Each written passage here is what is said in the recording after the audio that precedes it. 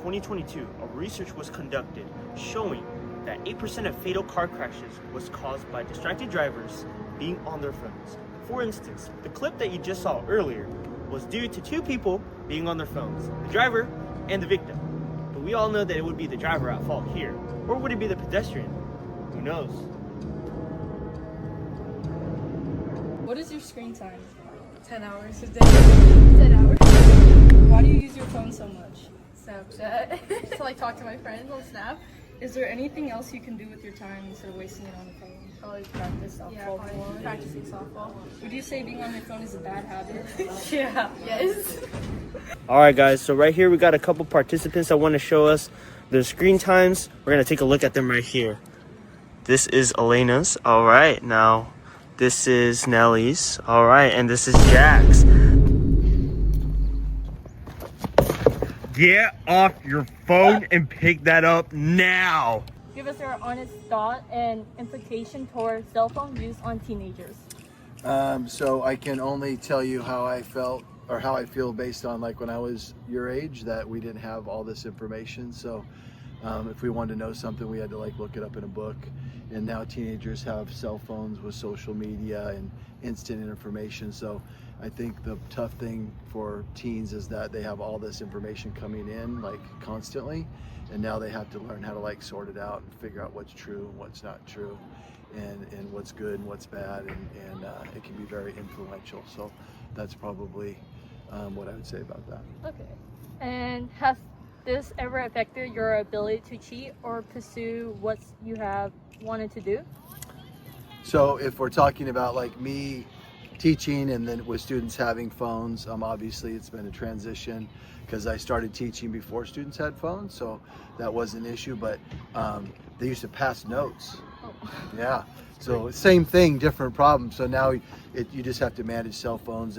But I always think, like, if you guys have had me in class, I don't take them away unless you're on them when you're not supposed to, but you keep them because in today's world, having a cell phone is like part of your daily routine. So you got to learn how to use that, when to be on it, when not to be on it. So certainly change the way that I teach, I think.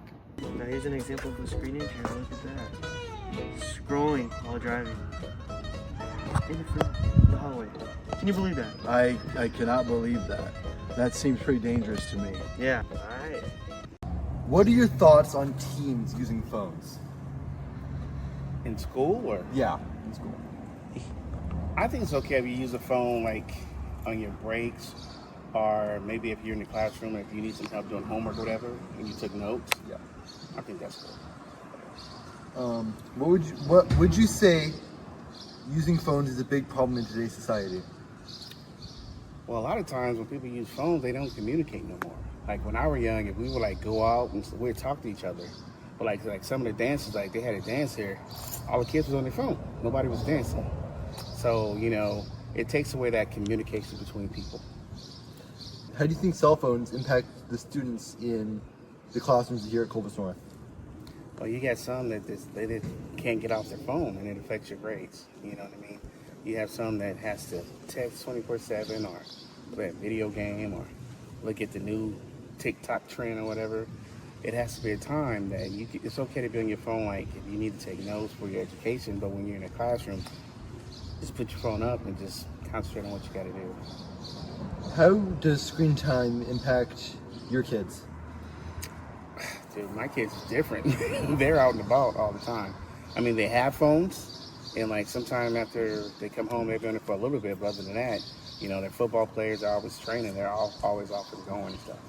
I mean, they got an PlayStation 5, and they barely play it. It was like a waste of money to me, but you know, you know what I'm saying, because they're very active. Yeah. Thank you. All right, cool. Did you know that 50.4% of teens spend 4 or more hours looking at a screen time a day? That's some crazy numbers right there.